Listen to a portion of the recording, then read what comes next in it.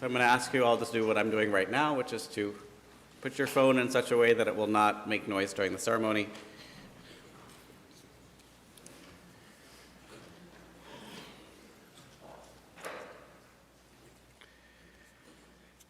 In the words of Ecclesiastes, there's a season for everything, a time for every experience under heaven, a time for dancing and a time for wailing, a time for birthing and a time for dying, a time for speaking and a time for silence, a time for seeking and a time for losing. The time of mourning is complicated.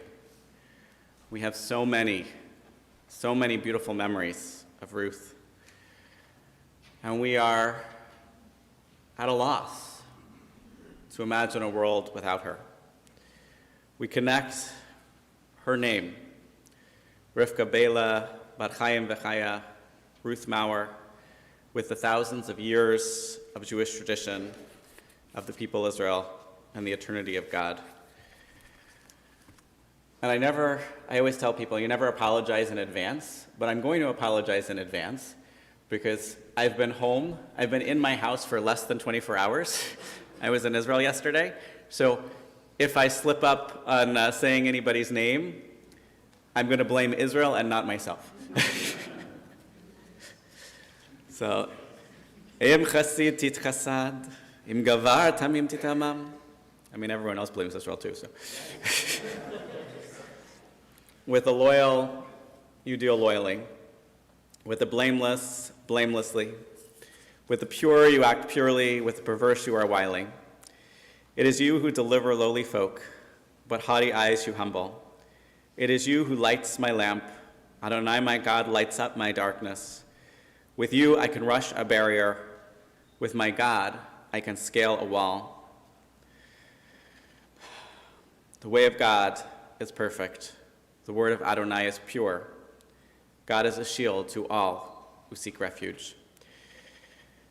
In Psalm 18, this image of God as shield, of God as light, is one that I think resonates for Ruth, because for everyone in her family, she was a shield. She was not someone who was going to go charging into battle, but she had a strength within her that no one was going to cause a problem for her family, that she would fight for them if it was needed, that she brought a light into this world that was so vibrant to show a passion for people's passions, their curiosity, their love, and to help them ask the questions that would help them find their own way. Cantor, will you lead us in the 23rd Psalm? We'll do in Hebrew and then repeat in English. Adonai roi lo exar, binone sheyar bitzeni, al memenuchot,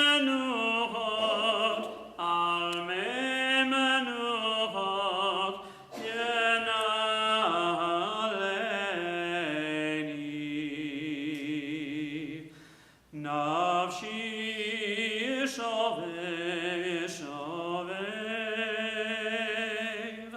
yancheni v'magle tzedek, yancheni v'magle tzedek, leman shemo.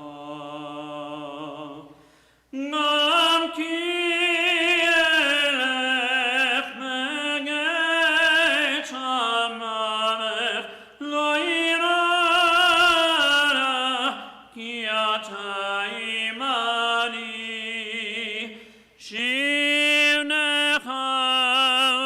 mishandecha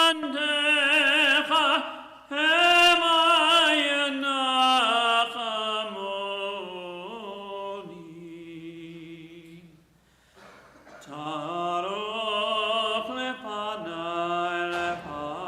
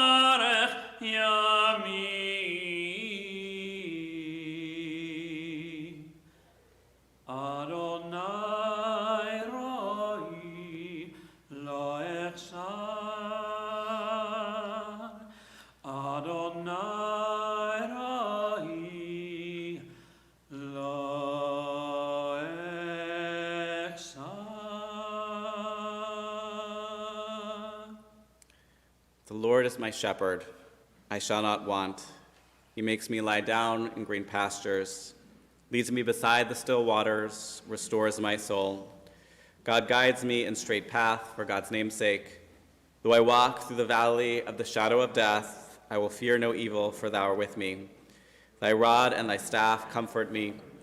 Thou prepare a table before me in the presence of my enemies. Thou have anointed my head with oil, my cup runs over. Surely goodness and mercy shall follow me all the days of my life, and I shall dwell in the house of God forever.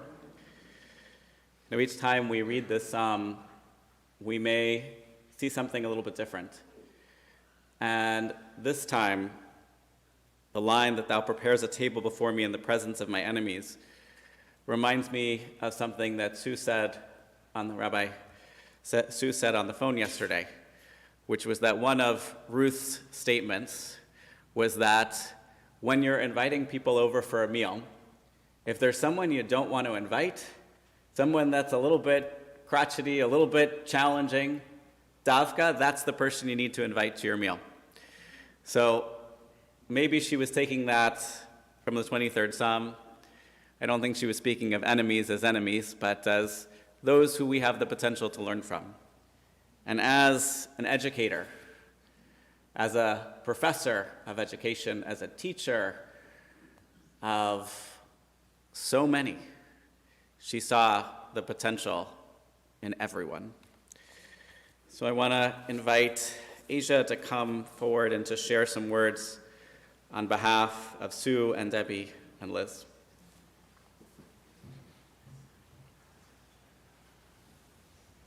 Tissues there, water there.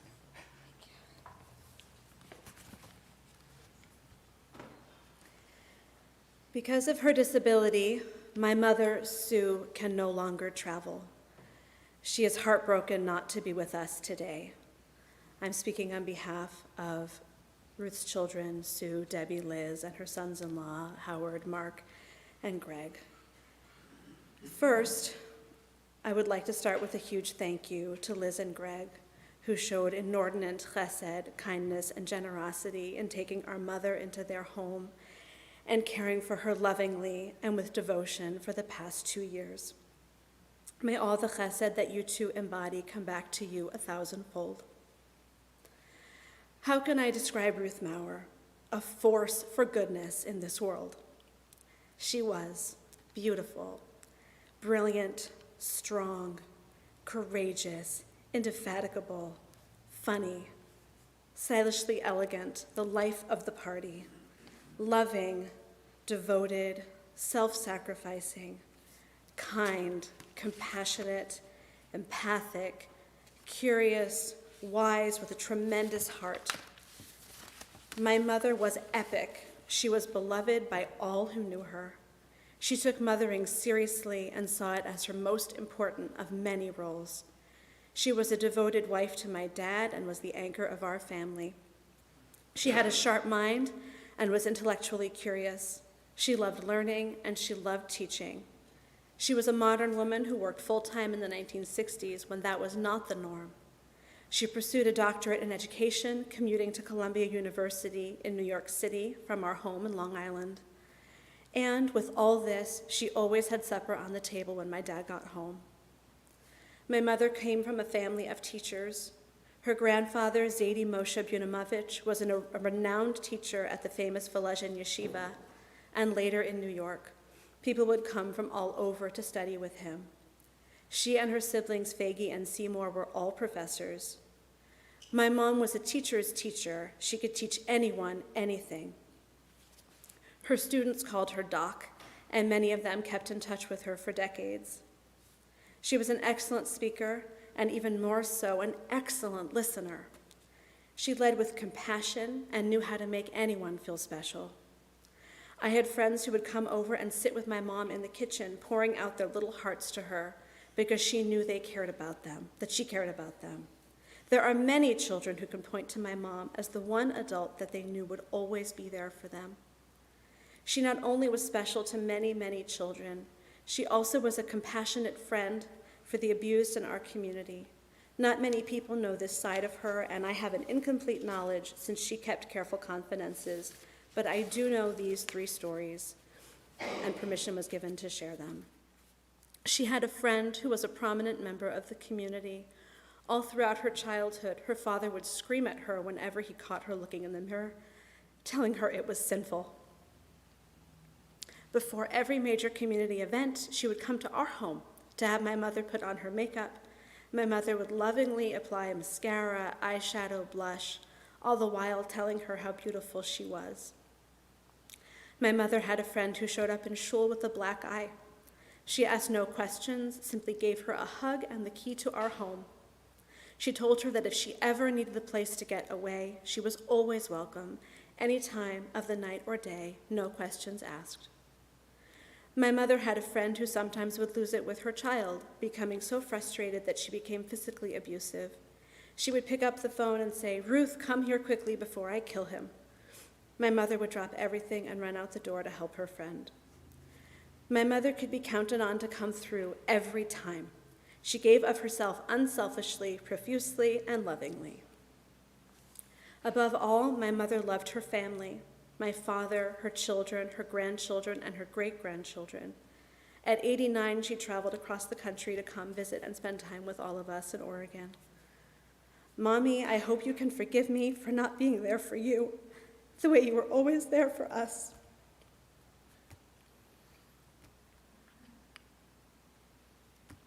I adored you and cherished you as a mother and as a model of an Isha Chayil, embodying female strength, deep intuitive and intellectual wisdom, and great open-hearted compassion. My mother's life is summed up by this quote, Piha patcha b'chochma v'torah chesed al lashona. She opens her mouth with wisdom, and the teaching of kindness is on her tongue. Amsei menucha lechona tachat kanfei hashchina. May her soul find perfect rest beneath the wings of the Shekhinah.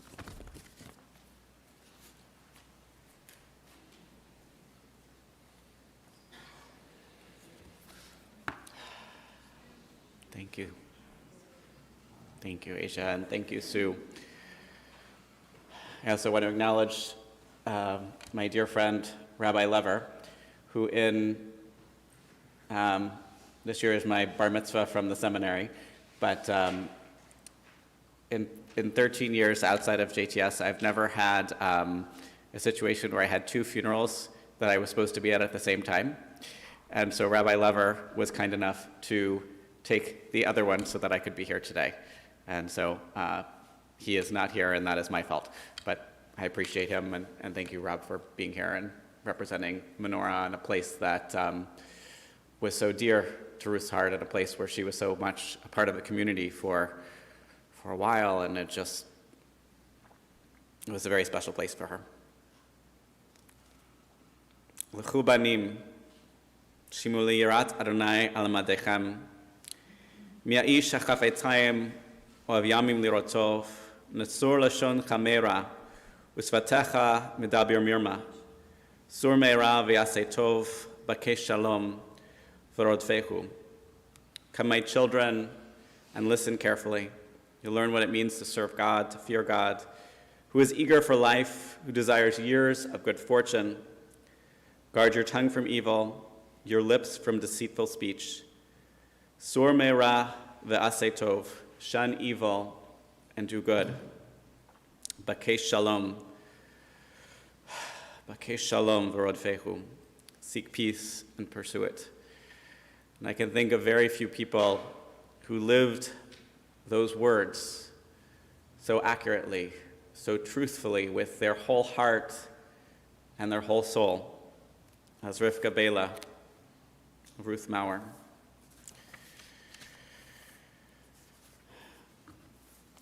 In her life, she was privileged to see 6 grandchildren grow up and to meet many of their partners and to see great-grandchildren as well.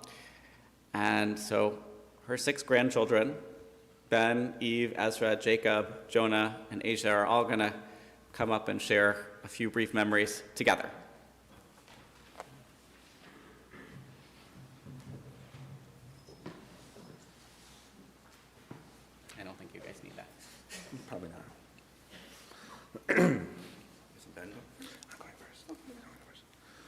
There are a panoply of moments that I could highlight for hours in regard to the amazing person Ruth Mauer, our Bubby, was. Moments from weekly Shabbat dinners, living with her in New York for an entire summer, or how she has shaped my art career to this day.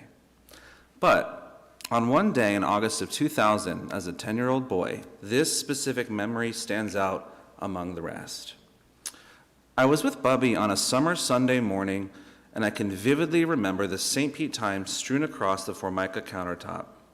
We decided to see a movie and looked through the listed times and showings to make a decision. It was just the two of us. There was a large ad for Bring It On and a description about the new cheerleading comedy.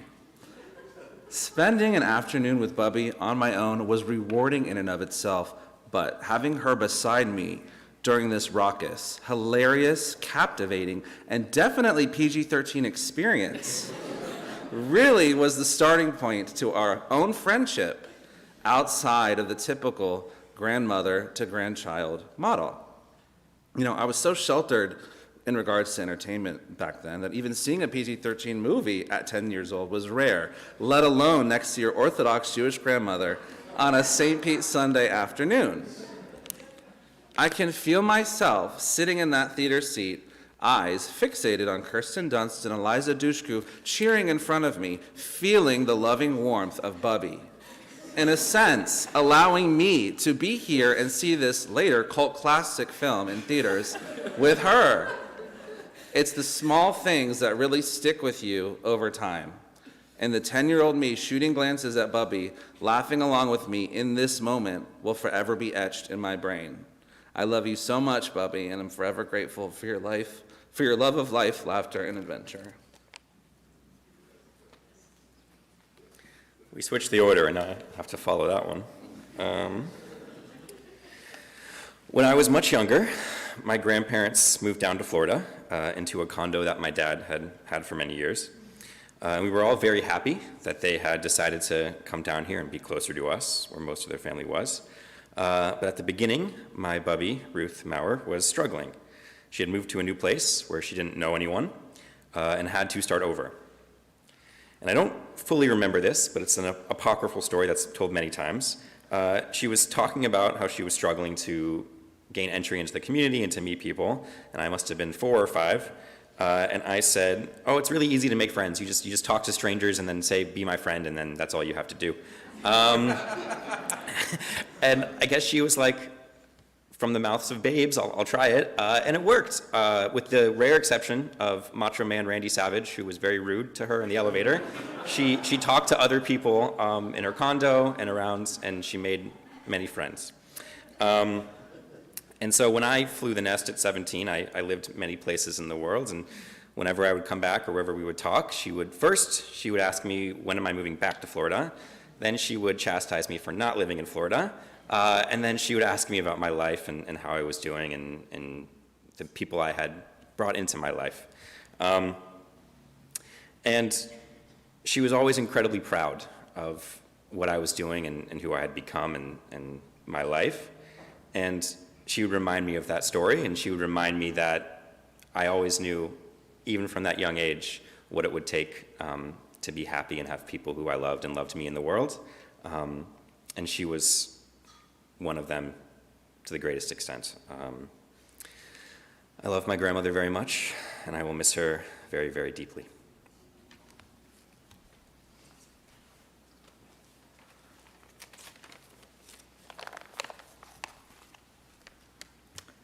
Bubby and Zadie were my New York grandparents, the ones we got to see a few times a year when my parents felt ambitious enough to get on a plane with 4 screaming children.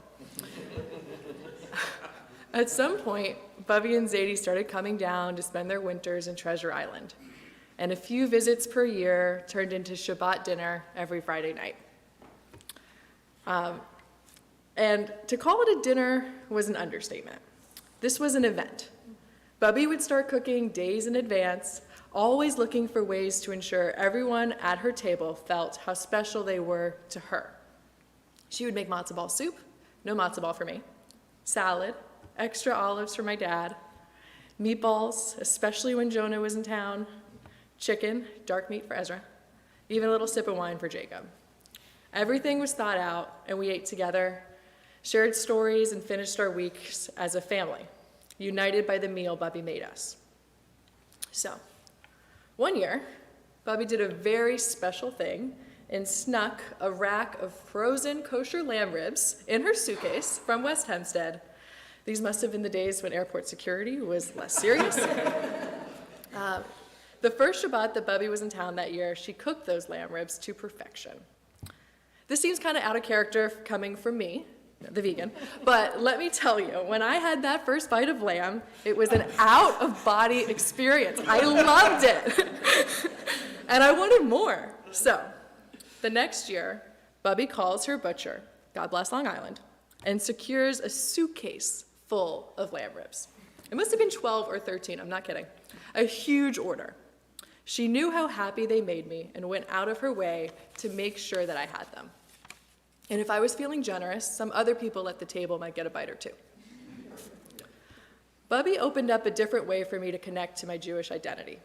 But it wasn't just the meals that she cooked with her whole heart. It was the little things too. Like when she would tuck me in at night and say the Shema so I wouldn't have nightmares when I was very young.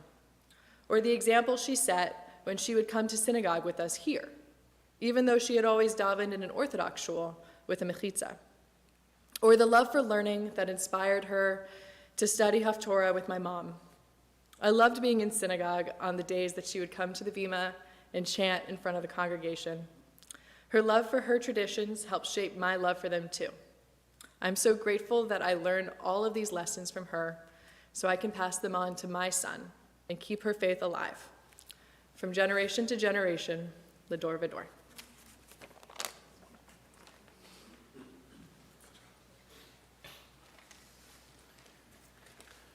I'm Jacob. My Bubby was a patient teacher. I'll never forget, over one of the many solo trips as a child to visit my grandparents in New York, her efforts to help me with my math skills. Math phobic still later in life, I was told as a kid that you don't have to repeat the math problem out loud in order to buy yourself more time in answering it. This was not a spelling bee after all. Bubby and her infinite wisdom, coupled with my Floridian fascination with basements, put note cards with numbers on each riser of the basement stairs, walking me up and down them, counting forwards and backwards, adding and subtracting, or skipping steps 2 at a time to help make multiplication make sense. It was that kind of playing and educating that came so naturally to her, a love and care that I'll always remember. Additionally, Bubby was a woman of sharp wit, a keen eye, and who found amusement in her own playful antics. Later in life, math still an issue, but older and off to college, I'd come home from Oregon over summer break during the off-season of my grandparents' snowbirding from New York to St. Pete. Not one to miss the opportunity of beachfront parking, my friends and I may have found our way into their Treasure Island Sunset Beach condo only once or twice, and only as a refuge from the sun, of course. We'd eat the perishables, enjoy the view in the pool, tidy up after ourselves, leave no trace, and none would be the wiser. Or so I thought. While in college, Bubby used to send us Judaica care packages, round challah and honey for Rosh Hashanah, a box of matzah for Passover, that kind of sort. And well, one December, I received a package from her, wrapped in Hanukkah-themed paper, thinking they were going to be a box of candles and some gelt. It was, to my surprise, upon opening it, to find 8 beer pong ping pong balls nested in tissue paper with a note saying, "Happy Hanukkah, I thought you might like these little gifts back. Love, Bubby." There was no pulling anything over on her. She knew what was up, and she knew how to have a laugh. She was amazing, and I will miss her so much.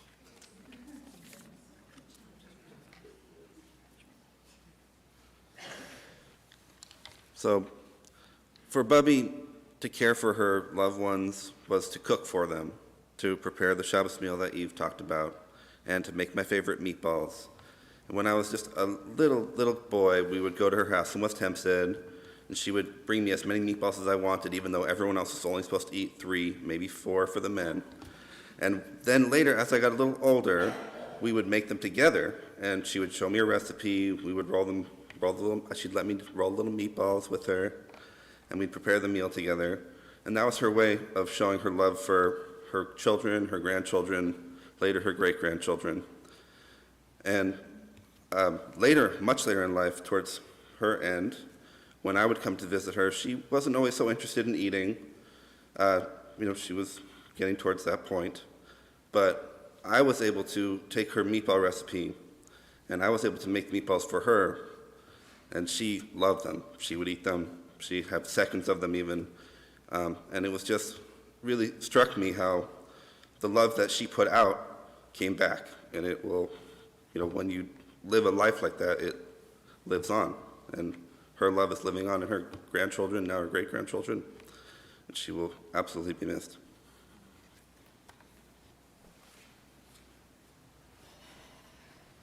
Goodness, you guys are tall. I don't know how to follow all these amazing speakers with these amazing stories.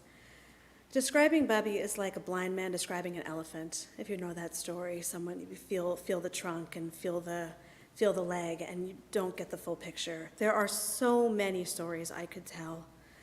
I could tell you about how when I was a little girl, she used to climb under the skirted tables with me in the forbidden formal living room that we weren't even allowed to be in and play with me for hours. I could tell you about the time she and I got all dressed up and had our hair and makeup done professionally and bought all new clothes to go see Aida at the Metropolitan Opera, and we climbed all the way to the top so we could see every single square inch of that opera house. I could tell you about how when I was in medical school and I was living with her, she was so thrilled to get on the train with me in the morning and come with me to class and learn everything she could learn at her, at her advanced age, and just absorb all of that information, and how excited she was to see what she could still learn and how other professors were teaching. I could tell you how she dropped everything when I had cancer surgery and came rushing to Detroit to take care of me. But the truth is, Bubby loved us and supported all of us in the ways in which we most needed.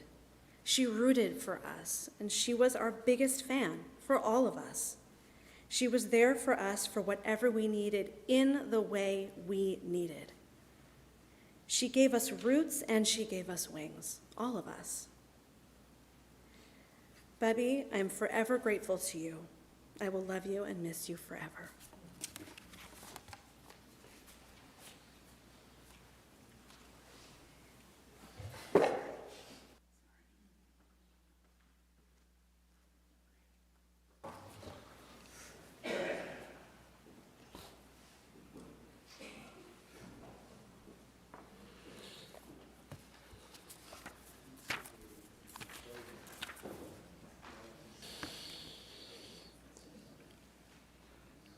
Besides hearing the beautiful memories from each and every one of them, was hearing how each of them shared their stories in a different way. And different aspects of Ruth's personality come out in the different characterizations that we heard. And yes, none of us may get the whole picture, but what we can all see is a woman who loved deeply and shared that love with everyone who was around her.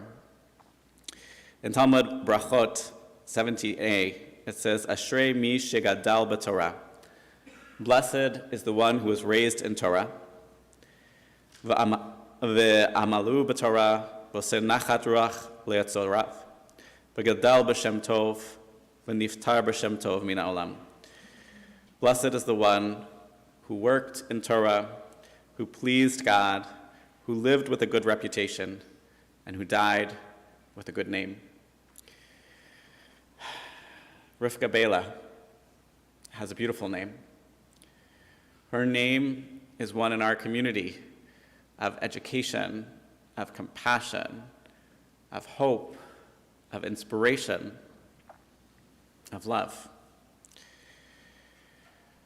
Eshet chayil me'im savaracho mimni mikra bata balev bala b'shala lo yetzar gemaltu tov lo ra kol yemei ayecha kapa parsha le'anim yadecha shechol hevyon sheker achen ve'ebel hayofi isha yirat Adonai hitita lo תנו לה מפרי ידיה והללוכה בשערי מעשיך.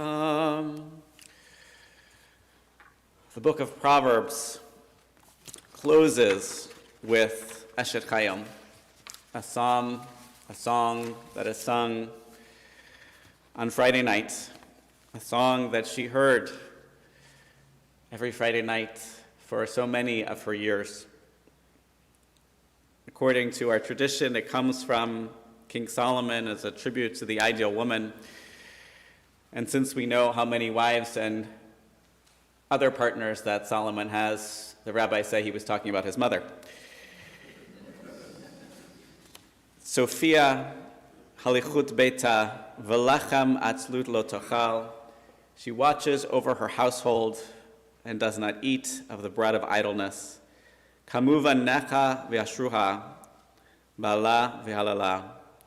Her children rise and praise her, and her husband lauds her.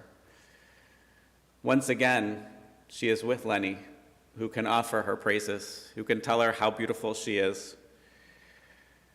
And here we heard the beautiful praises, not only of her children, but from her grandchildren as well. And we know that her great-grandchildren feel exactly the same way, as she asked about them anytime that she could, and saw them as often as she could. So after meeting on a blind date, Lenny and Ruth married after a brief courtship and engagement in 1955. And together, they built a home, supported, volunteered, and led in Jewish communities, and raised 3 strong and independent women, Sue, Debbie, and Liz. Ruth not only loved her children, but she loved their spouses. And all of their spouses say the same thing, that she loved them as sons, not as sons-in-law.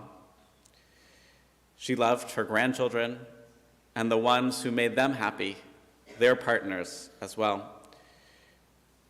And it really loved anyone who may have started out as a stranger, but soon became a friend. And I speak personally on that note. From my first interview here at CBI, she showed such warmth and compassion. And when she used to regularly come to services, once I understood the hearing was getting more challenging, I started making copies for her. And, I just assumed she would, read it once and get rid of it. But when I came to visit her, she had them. And not only did she have them, sometimes she even wrote notes and had questions about something that I had said weeks ago, that she wouldn't want to call me to ask the question. She'd wait till I had time to talk to her. And whenever, I would talk to her, "Oh, Rabbi, are you sure you have time?" Every time. So, as we heard, a time when women's education and working mothers were not quite as common as we might see today, not only did she graduate from college and work full-time, but she went on to earn a doctorate. And in many ways, she had multiple full-time jobs because she was a full-time educator for those outside the home, but she was also a full-time educator for those inside the home. And she was certainly a full-time wife, because no matter how busy she was, she always found a way to make sure that Lenny and everybody else had dinner. She set a strong example of welcoming and the importance of independence. Liz mentioned yesterday that when she was in kindergarten, she would walk to school by herself because that's what her mom taught her to do. Ruth taught her girls of the importance of an education and a career, ensuring that no matter their choice of spouse, they could always sustain themselves. And Eve mentioned that she felt the same way for her grandchildren, that she wanted to know what they were passionate about. Even as Asia said, going all the way into classes with her to learn more. And she grew up in an Orthodox home and raised her girls in an Orthodox home. But even there, she made sure that they had a strong Jewish education, sending them to Hank and participating at the Young Israel of West Hempstead. And even as it was not something that she would have known from as a young woman, she loved knowing that Sue had become a rabbi. And after coming here to CBI and to St. Petersburg, we were so honored to hear her read a Haftorah, which, growing up, that was certainly not on the table. And then she took those things that she learned, Lilmod or Lilamed, to learn and to teach, and she was a teacher of Hebrew here. She taught Hebrew sometimes for those who were making their way into Jewish life, and her love and caring were so evident in that not only was she invited to virtually every wedding of anyone that she ever tutored, not infrequently, she was also part of the wedding. Eve mentioned, and Asia mentioned about Shabbat and the great power of Bubby's Shabbat dinner. And it was not only family that were expected to be there, but all comers were welcome too. That friends of children and grandchildren were invited to the table to learn about Shabbat and to celebrate not Judaism of the past, but a living, a vital Jewish tradition that remains with us to this day. So I always like to ask family members what a perfect day for their loved one would look like. So Sue and Eve and Liz and Greg shared that she'd begin the day with a walk on the beach with her condo friends, go over to Joel's, have a little schmooze with Joel and Ellen and Sharon, and get all the things she needed for her fabulous Shabbat dinners. And that meal would be filled with friends and family, all centered around a table that looked out over the sunset, because she watched each and every sunset that she could, teaching her family that everyone was unique, that a new facet of God's creation could be seen anew each day. While not prideful, Ruth had high standards for herself and those around her. No sand in the condo. She always looked impeccable and ensured that her home did too. And I will say that on more than one visit to Toby Weinman, when I knock on the door, she said, once I told her who I was, she said, "Give me a minute. I gotta fix my hair." But her enthusiasm for everything was vivacious, and she really just wanted to know everything. When new people came into the family, she welcomed them with open arms. She didn't stop at "what do you do?"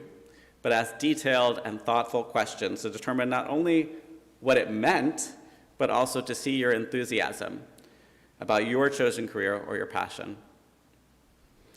And that teacher's energy was as vital in the classroom as it was outside, because she inspired the curiosity and open-mindedness of so many.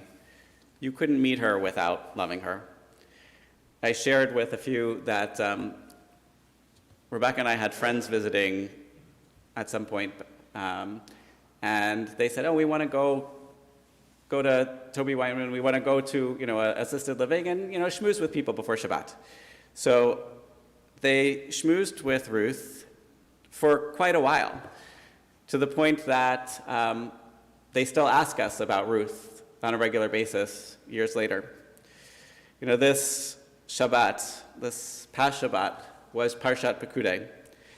And in it, we closed the book of Exodus. We prepared for our journey through the wilderness, designed and built our traveling temple, the Mishkan.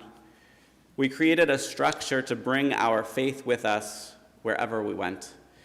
When we were to remain in place, the divine presence was visible as a cloud over the Mishkan, and when it was time to move on, that cloud moved first. I think about Ruth like that cloud. She was so incredibly present with you that when you were with her, you felt like you were the only person in the world. She had a vitality and a spunkiness. I said, when, unfortunately, as her memory was going, I was at Ari's baby name at Ari's bris, and I said, "Hi, Ruth, it's good to see you. It's Rabbi." And she said, "I know who you are." She held on, but her compassion and her love and her quiet strength were visible in all that she did.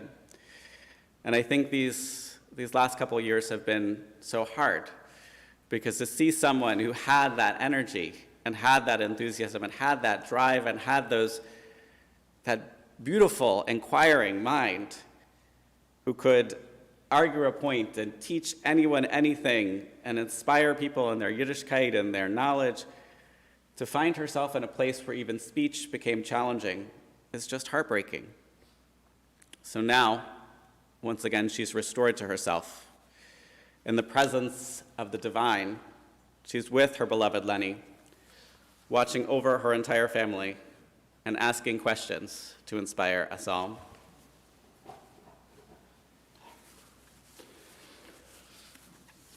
She was a devoted wife and mother and grandmother and great-grandmother.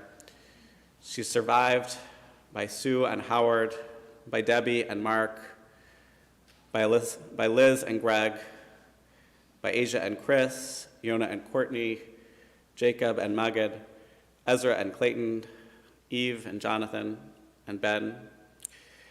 And we know that her great-grandchildren, Nakshon, Leo, Magnolia, Aaron, Merlin, and Ari, will hear so many stories, and that the picture that they've remembered will be a part of their heart for all of their lives. But she's not only survived by her immediate family, but by all those whose lives she touched, by her students and her teachers, by her friends and her colleagues, even by nurses and doctors, by her rabbis, like Rabbi Lesky and myself and Rabbi Lever, and by all whose lives she showed the utmost care and compassion for. Her memory is a blessing to all of us, and it will remain that way for time immemorial. As Sue said over the phone, Ruth is like her biblical namesake, a person filled with compassion who had a huge, loving heart. So as we remember her, let us live as she would, with passion, with compassion, with love, and with a love of Judaism. We're going to rise for Al Malei Rachamim. And following that, those who will be joining us will go to the cemetery, and after the translation, I'll leave David to give us instructions.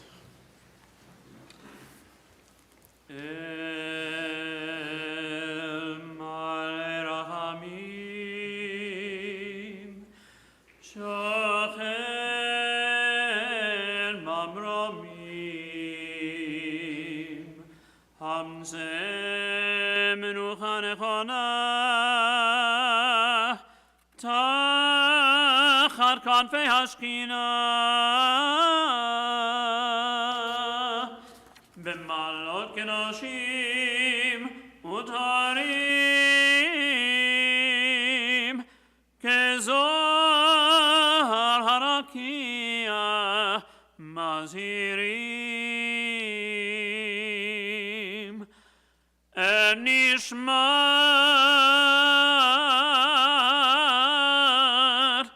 רבקה מלך בר חיים וחיה שהלכה לעולמה מגן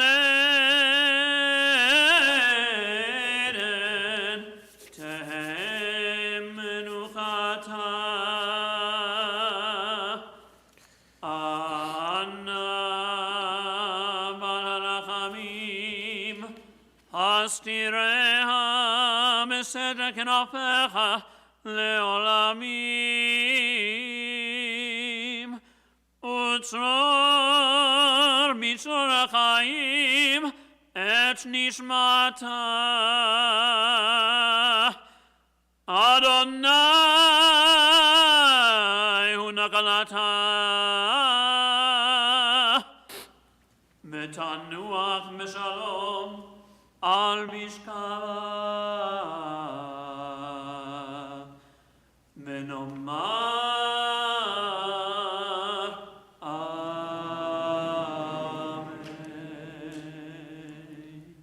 Exalted, compassionate God, grant infinite rest in your sheltering presence among the holy and the pure, for the soul of Rivka Bela Bat Chaim V'Chaya, who has gone to her eternal home. Merciful One, we ask that our loved one find perfect peace in your eternal embrace. May her soul be bound up in the bond of life. May she rest in peace. And let us say,